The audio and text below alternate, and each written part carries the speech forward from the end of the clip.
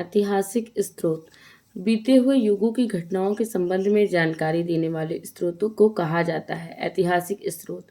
निम्नलिखित में से कौन सा कथन सही है?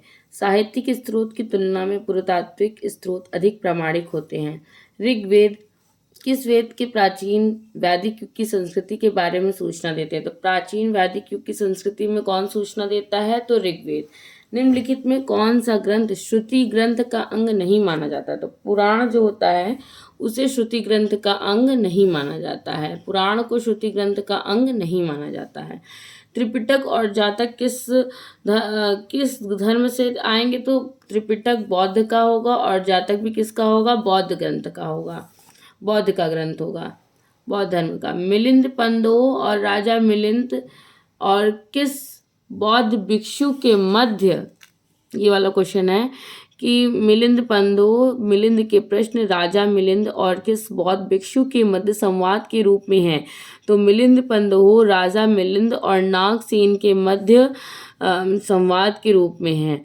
फिर उसके बाद निम्नलिखित में किसकी तुलना मैकियावेली के प्रिंस से की जा सकती है? तो कौटिल्य का अर्थशास्त्र की तुलना मैकियावेली के प्रिंस से की जा सकती है।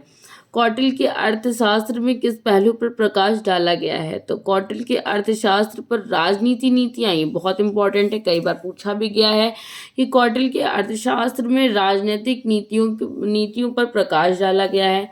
कल्हड़ की पुस्तक का क्या नाम है? तो राजतरंगिणी। अष्टाध्यायी किसके द्वारा लिखी गई? तो अष्टाध्यायी पाणिनि के द्वारा लिखी गई है। अष्टाध्यायी किसके द्वारा लिखी गई है? अष्टाध्यायी पाणिनि के द्वारा लिखी गई है। महाभाष्य की रचना का नाम क्या है? महाभाष्य की रचना करने वाले का नाम क्या है? पतंजलि। कालिदास द्वारा रचित मालविका अग्निमित्र नाटक का नायक कौन था? तो अग्निमित्र। फिर उसके बाद नेक्स्ट है हर्ष चरित्र किसके द्वारा लिखी गई? तो हर्ष चरित्र लिखी गई है बाण भट्ट के द्वारा।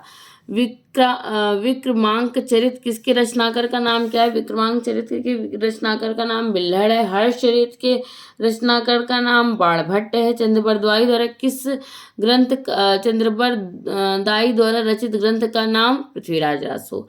ये सारे जो हैं ये आपके हर एग्जाम्स में आए हुए हैं। ये बुक जो है वो ल्यूसेंट की है। आप इसको रोज़ 2 बार सुनिए। आप 2 बार अगर इसको सुनते हैं तो आपको बुक पढ़ने की ज़रूरत नहीं होगी और चीज़ें आपको ऐसे ही रिकॉल होती रहेंगी, याद होती रहेंगी। सपोर्ट करिए गाइस, हेल्प करिए और सब्सक्राइब करिए।